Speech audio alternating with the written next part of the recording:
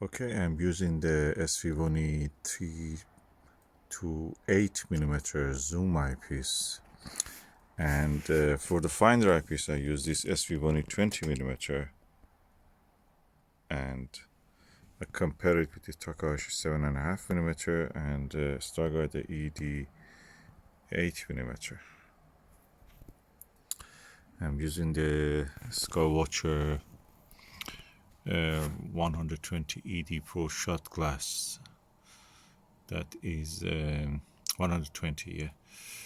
5-inch refractor, Apochromatic refractor. And I'm observing the planet Jupiter, which has now 5 Galilean satellites. That is, I think Sigma Arius, or yeah, it must be Sigma Arius, which is for several days now is just around the planet Jupiter. And I must say I'm really impressed with the quality of the zoom. Anyway, this is about the zoom. The zoom eyepiece is so easy to increase the magnification. I found it with the SVBony 20mm. Then brought it to the center, then turned the Q-Turret to the zoom eyepiece. And the zoom eyepiece at 8, I went up down to 4, then a little bit became cloudy, so I may have to repeat this experiment later again. But for tonight, I was able to do this. I'm really happy. 5 Galilean satellites.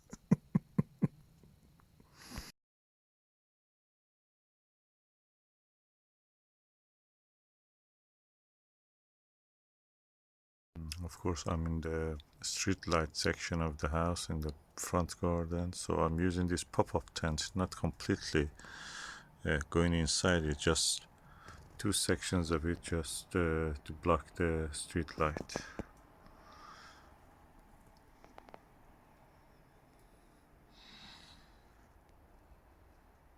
So far so good. I may have to repeat this experiment. Oh no, Jupiter is out. Hallelujah. Planet Jupiter is out. Okay, I used the 20mm to bring the Jupiter back into the center of the view. Then I switched to the SVBony zoom 3-8mm zoom. I compared it with, at the 8mm, I compared it with the 8mm ED, which is the best views of the Jupiter. And I can say this and this give me similar views. And Takahashi, then I turned to Takahashi. It became a little bit cloudy. Then when it became clear, I could see that in the Takahashi it was a little bit brighter.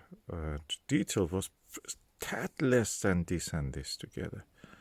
I'm not sure this is because of the clouds or just because Takahashi usually gives a very slightly brighter. But so far I'm impressed by the image quality of this, and I can change from 8 to down to 3mm with that. Oh, I'm shocked. This is my best planetary eyepiece, Starguider ED 8mm. But now I found that the SVBony is slightly sharper. I can see more of the temperate belts of the Jupiter. And this seems is almost equal to this one. They're equal. Let me just go together. This is 8mm, this is 7.5mm. At the moment, this is on the 8mm set. So let's just go and see.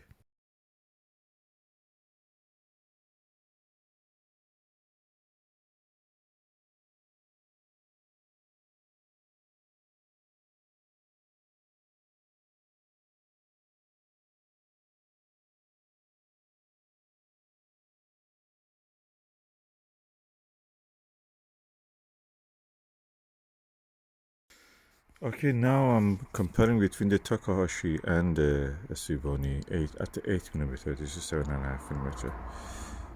I can say that the same details I can see in the Takahashi, I can see in the SVBony 8mm. All the fine details that I can see here, I can see here also.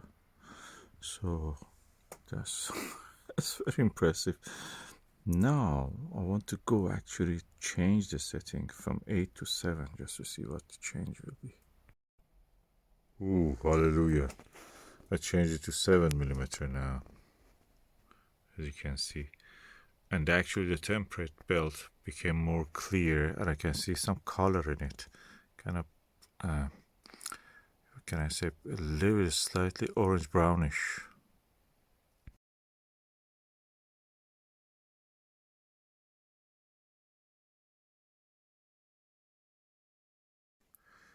Also the two equatorial belts also show very pronounced, lovely color. The space between them, the other belts are white actually, and then, so this is not a tinge of eyepiece or anything. It's just the color of the belts. Ooh, I change it now to 6. I can see some details in the polar regions. It's amazing. It's a bit kind of like a grayish, kind of, is white grayish or slightly blue probably. It's very interesting. Let me change it to 5 next.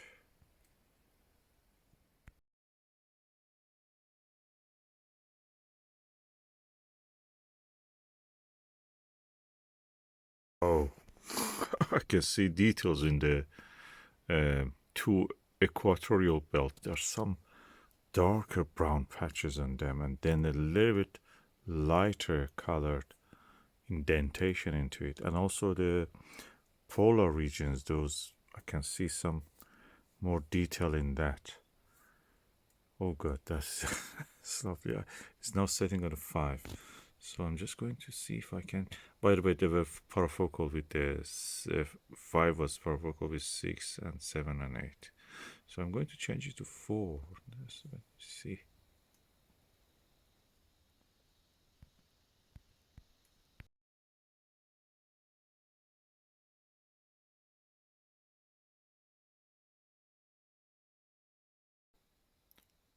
Okay, now it's done the 4mm, and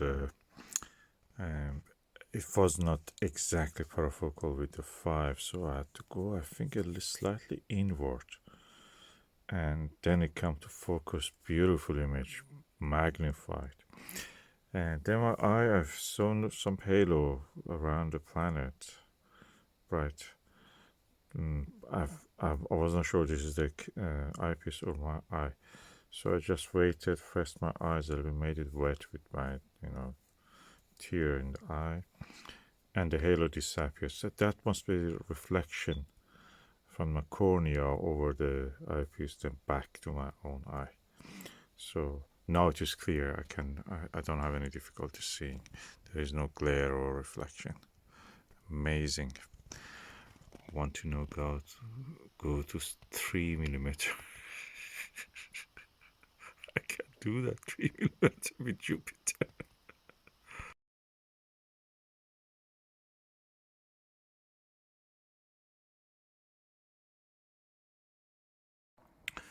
So the image is now magnified at the 3mm setting.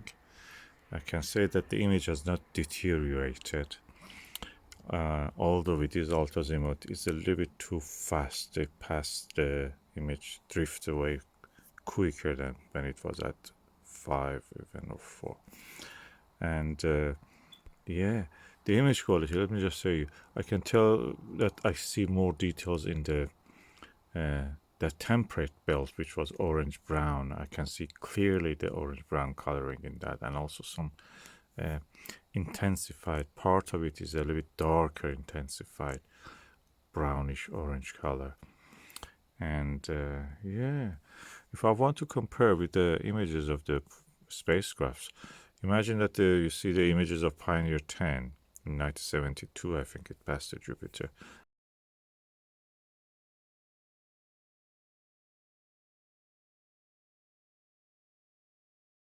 And Voyager.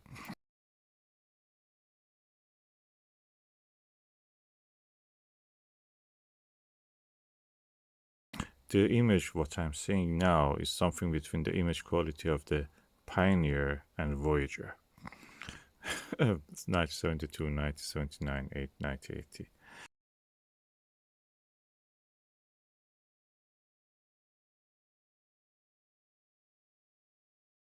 That's so nice it is. I think if I increase the magnification, if this setting was able to actually increase to go 2.5mm or 2mm, the image will be deteriorated. In usually at this stage, 4mm, I have a 4mm Nirvana or 5mm even of the Nagler. I cannot see much details. You know, the details are not there. With this one, I can see the details actually. That's amazing. This is, by the way, f focal ratio of this telescope is 7.5, so quite nice setting. I used it also. Have some videos with this for early with the Nirvana. I think I had also. Anyway, which one I prefer? Of course, 3 is for focal with the 4. I have to say, I prefer all of these settings, and 5, 6, 7, 8 are brilliant. 4 and 3, you can gradually see that the image is magnifying. You can see details, but it's not easy to keep the image in the field of view. If I was tracking it, probably that would have been different, easier for me. But this is an ultra-azimuth mount, and I have to, you know, use the knobs just to bring it back to the field of view. So the magnification, the sense of the drifting is a little bit too high, but the details, everything is nice. I can see details. I can see that. No false coloring. I don't see any, you know, glare or, you know, being something halo around the planet. No. And the color of the also Galilean satellites are nicely visible. And in the meantime that I was talking, the planet has drifted away. So I just want to show you the setting now. This is on the tree, as you can see here. This is how the zoom has came up, raised from the level of the original thing. And now I'm going back to the SVBony 20mm to bring the Jupiter back in the field of view. I really am delighted that I have this turret also for all of this. With the turret and the zoom, you really are set for the planetary observation. Okay, I've now put the eye guard down, the rubber eye guard, because I'm doing straight through. I'm not using any diagonal, and my neck doesn't allow me exactly put my face flat unless I make an effort. So that effort being made makes you tired. So I just felt that if I want to see the image easier, it's better to pull this down. Jupiter, of course, is now in Aries, so it's quite high in the sky, and it will be a little bit of stress on the neck, but I think it's worth to go straight through. I've seen that the diagonals, even the best astrophysics that I have, introduce a slight, you know, imperfection or even false color. When you use it like that, you don't have any of those aberrations.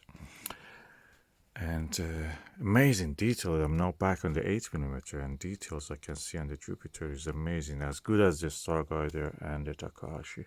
I'm going now to quickly to do it again, to go to ED, Starguider ED 8mm and Takahashi 7.5mm.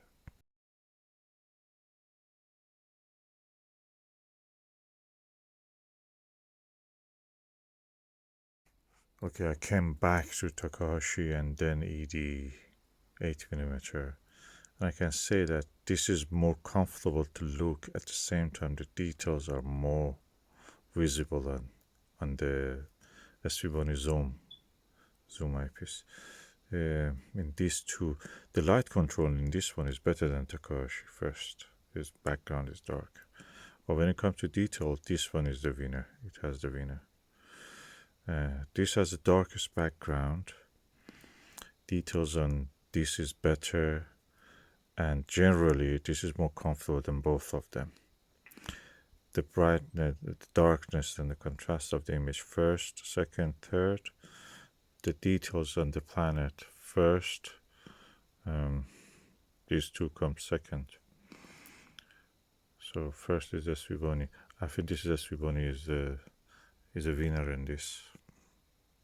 And beside the fact that I can actually increase magnification, this is under 8 at the moment.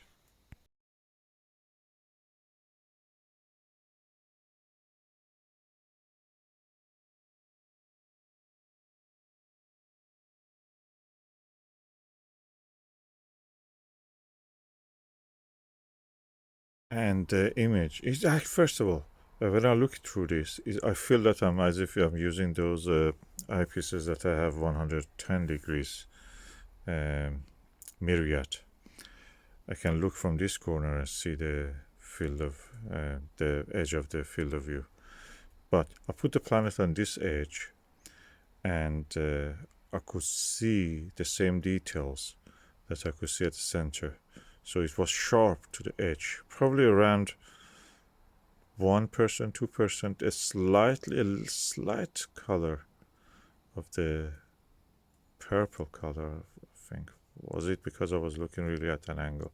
But most of it just perfect. You can see it just drifting into the image, image out of the field of view, and nothing happens to it. Amazing. You can see even in this, you can see the lenses inside and the mechanism. You just zoom on that. Yeah, I'm really pleased with this. It's one of the best zooms I've ever seen.